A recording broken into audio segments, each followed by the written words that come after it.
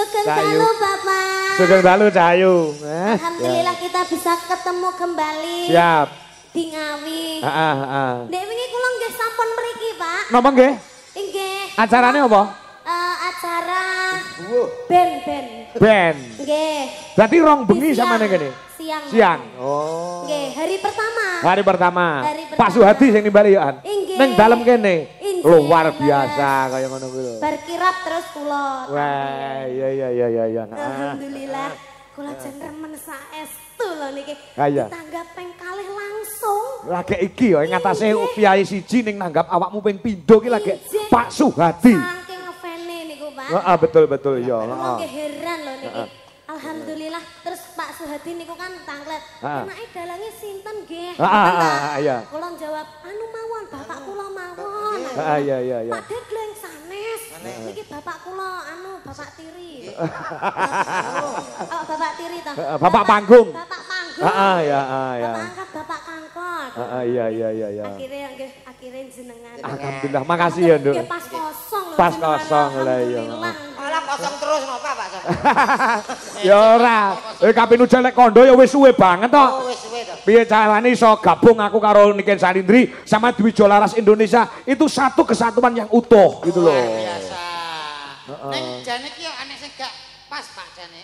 Gak pas apa? Dik Niken sampean ki wis halus, wis cantik, semening. Sing ngomong aku halus sih sapa? Iki lho.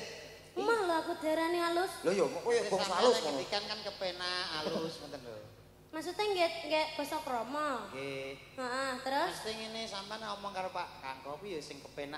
Lah aku gak penaknya apa? Wong aku ya ora ngene-ngene. Wong aku lho penak ngene-ngene. Tata krama. Sopan santun, you know. Lah sama demen kan, omong karo aku kan.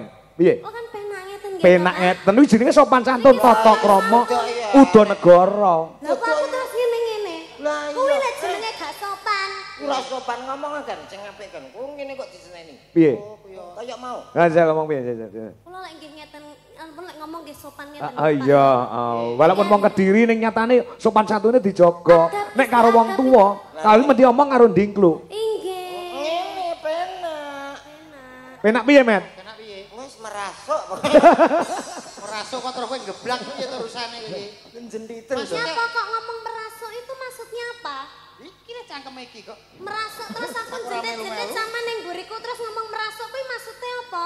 Maksudnya iki Sampeyan melecehkan. Nah, Dik. Kuwi cah cilik lho, di SMA lho.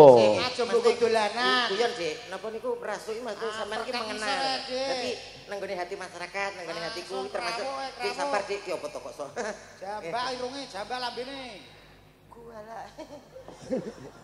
Aja kaya ngono, Dik. Ora Dhuwur semeter kotor lho renek lho. Dik, padahal ki adikku lho kok iso kaya ngene lho. Lah nyapa to? Ya aku apa nganggep Lah sing diomongke kenyataan lho, dhuwurmu iki karo Niken kuwi dhuwur Niken lho. Dhuwur Niken, kowe ki ndek cilik, aja mlete kowe. Niken ki lho usiane pira? 17. Kowe apa? Aku wis 42. Lho, berarti kowe ketuaan. Ya ora iki sing kemplete. Lho, 17 sampe samene dhuwur aku wis santai kok. Iki jenenge wong tuwa. Lah jenenge gizi buruk. Gizi buruk.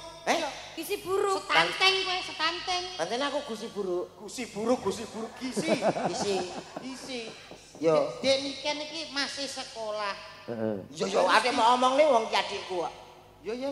Wah, ngaku-ngaku, enek cah kondang, cah misuwur, cah populer diaku adik. Oh, niki tenggene Pak Suhadi omongne. Omongne piye? Dek Niken iki adikku lho. Kok iso? Ora iso. Wong kae pas sunate anakmu aku ora mau undang kok. Tak undang. Lah nek buktine aku teko apa gak? Gak. Lah iya piye kae. Iki ngono lho. Kok iso adikmu lho? Jalure kok ngendi? Iki ke Mama Win. Mawin. Lah kula anak gawane Pak Soleh. Alah. Wah, Soleh iki jenom wis tuwa kowe. Tuwek aku karo anak. Wong kowe lair aku jagong ning nggonmu kok kowe dulure kondi. Lho opo?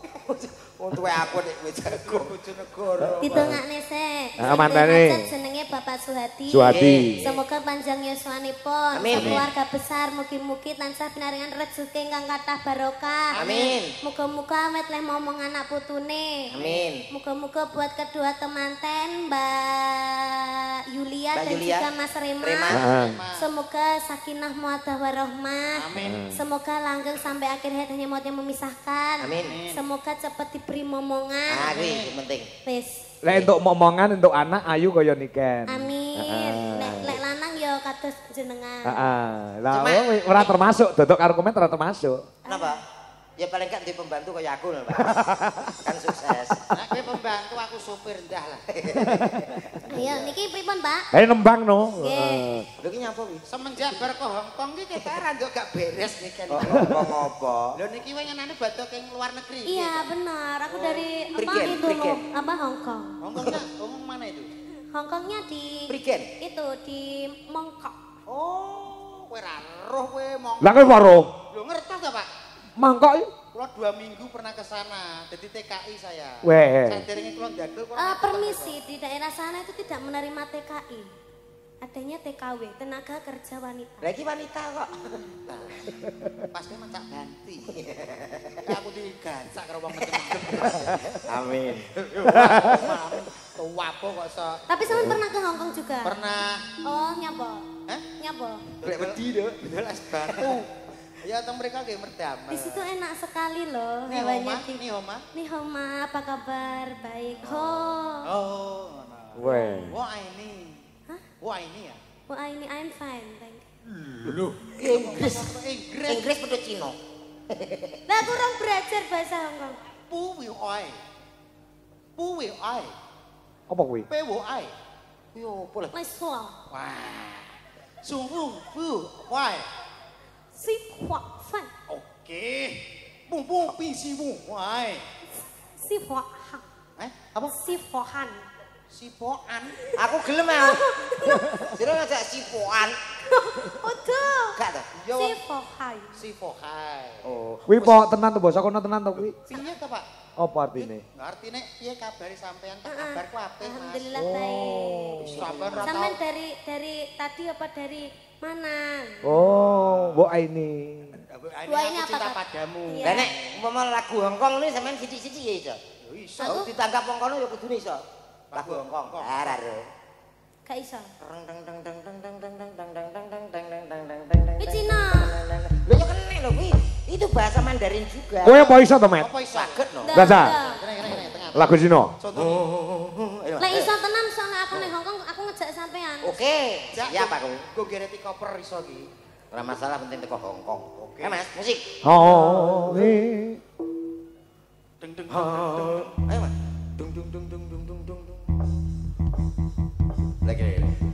Hai hong hầm bao tha lệ trong Hai hong hầm bao tha lệ trong Hai vòng ca ba hầm bao tha lệ trong Lệ trong như sa phai Ayo. Aku ngerti nih. Ya betul, Pak. Judulnya jenenge letong sapi. Lah serindile urung. Ono barang. Aja ngono. Komen ki mari elok dik nikel iki Mas. Tenanan kene iki serius kok. Ya ya iki serius sing rungono Mas teko teletong sapi barang. Wonten pamundutan. Apa? Heeh. Apa? Apa penae? Lah iki mau ninggal katresnan saka Pak Dargo. Pokoknya sampean kudu iso jaga diri. Nggih. Oh iya. Sekolah ditutupno, Amin. muga-muga tambah moncer, Amin. sampean karire. Amin. Aja kesusu nikah. Iya. Omong golek pasangan-pasangan sing becik, sing ganteng, sing bagus, contohnya kaya aku ngene iki apik, Dik. Tawa. Ya terus lek pomo aku rabe sampean terus aku sampean pakani apa? Ora sapakane Sampean kira-kira. melu mangan wae angel. Wis to tenang ku sing sampean golek duit, aku sing nunggoni ning omah. Ya. Oh, anggap ngepet. Oke kira-kira gelem aja. Nduk Ken. Dalam. Dalu niki nggih dilenggahi Gusti Pangeran Haryo Benowo, matur sembah nuwun rawuhipun. Bapak, Heeh, saking Pak D. Oh, Mbak. Pak Bu. Iya. Ninggal tenang. katresnan nggih, Pak. Ninggal katresnan. Ayo. Ora ketang sak biar dibawani apa ngono, Nduk, Kan? Oh, Nah, gen ketok suaramu ketika kamu bernyanyi dengan musik, bernyanyi dengan gamelan dan bowo. Bisa dibedake. Oh, nggih niku. Dek, niken Salindri niku nampun bawa auranya keluar, Pak. Oh iya. Iya. Mas Suryane cemlorot. Saya subur anak wedok iki jan. Atine seneng wis mulya, iso mulyakne wong tuwa, iso nyenengke wong akeh. Biasa. Pokoknya juara kan iki. Juara kecamatan. Luar biasa. Jaga kesehatane. Iya. Entah kaya ngapa senenge wong tuane ya lek duwe putri. Aku wis seneng kok entah. Poma kowe met duwe anak kaya Niken ngono piye? Waduh ya. Iya gak meneh gedene. Ya gak betah. Itu.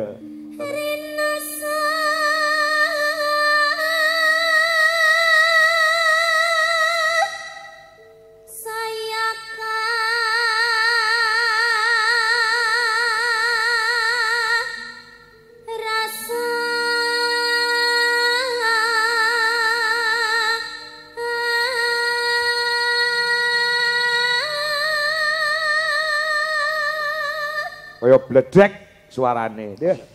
Ampun kesupen, Pak. Niki juga didukung bersama Lintang Suryo Audio. Apa? Son Endi? saking pundi? Iki sone Pak Dewi ya. Oh, Sing digawe. sing duwe gawe. Gandan Pak Suwedi, terope gandane Pak Suwedi. Iya, kayak lek tuku son kok ngene brewok kono lho. Wah, luar biasa. Ya kok ora ditokne ya sone Pak Suhadi ya. Ha nggih, Niku didal. teng ajeng niku. Tung ajeng to? Nggih. Oh, luar biasa. Kenapa kok ngangge son kiambak terop kiambak, Pak? Sebabnya ngopo? Ngirit.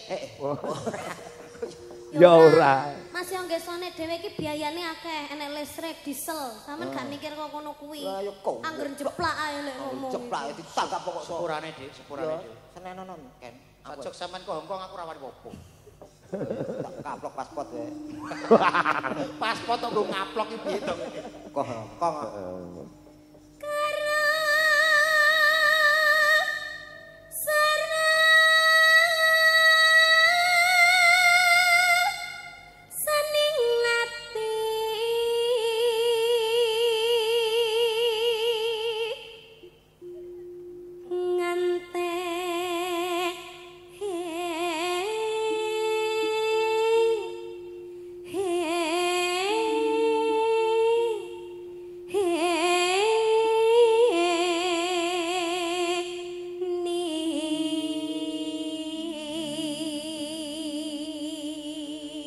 Barang niken nyuwara sakmene kae klakep do ngrungokne kabeh. Sirep. Sirep nanjen perbawane gede. Gusti Benawa langsung wah jan luar biasa.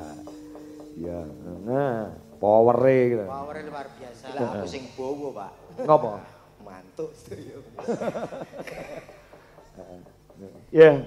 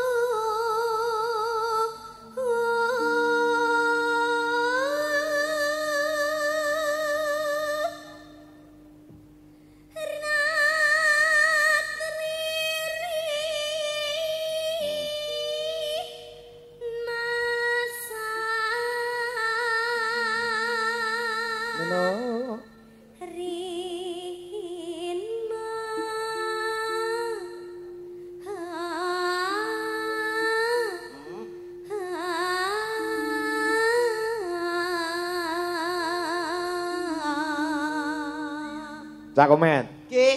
Mongko niken iki lagi watuk pilek lho. Nek nggih Suarane kuwi kok ya ngono. bayah. Ya kok melu-melu aku watuk pilek sesasi. Aku ya watuk pilek sesasi rong mari-mari. Iya toh, Pak. Heeh. Ketoke lek habis kita bertemu kayaknya besok sembuh, Pak. Oh iya, monggo besok mari. Gampang. Ya. Yen was rina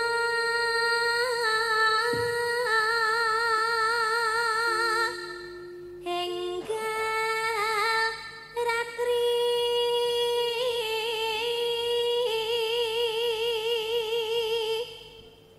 kang kadulu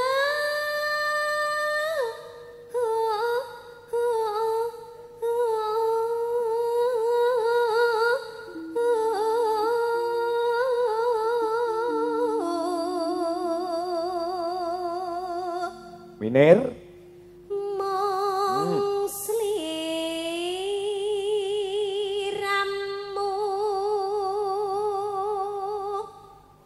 tanan liya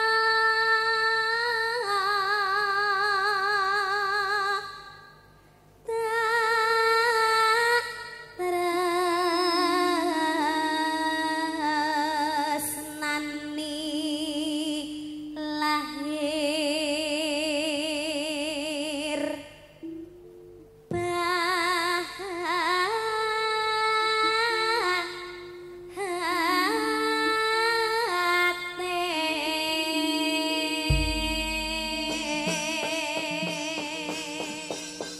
Ya. Ninggal katresnan digarap gamelan. Musiknya ngebasi we. Nah, ya. Nduk niken iki suarane melengking utawa dhuwur, ngambah dhuwur, mula pilih karo gamelan timbang karo musik. Nah, musik sebagai alat pelengkap apa jenenge kuwi tontonan. Yo, yo, coba Mas Gogo diaturke. Ninggal katresnan. Yo, kaya ngopo? Dados.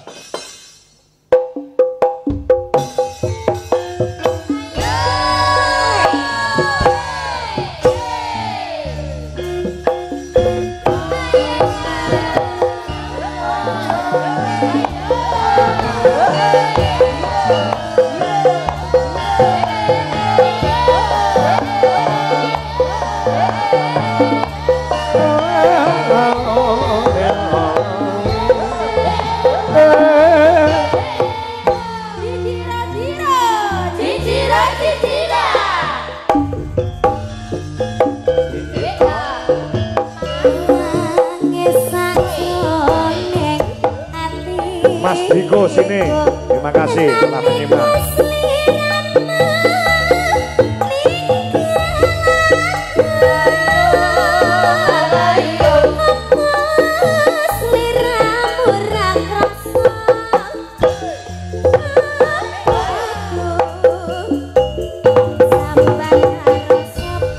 Mas Pul MC Boyolali, terima kasih.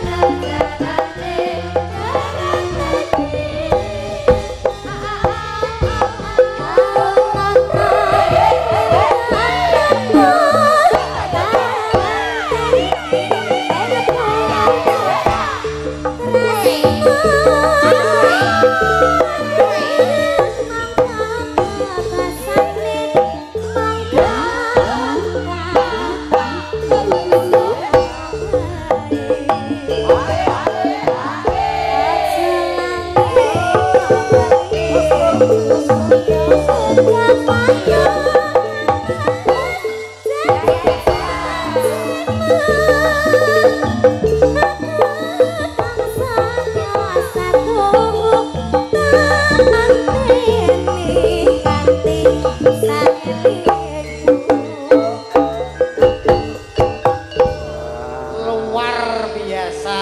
Yeah. Wah, Dik Niken, makin sehat pokoknya gitu.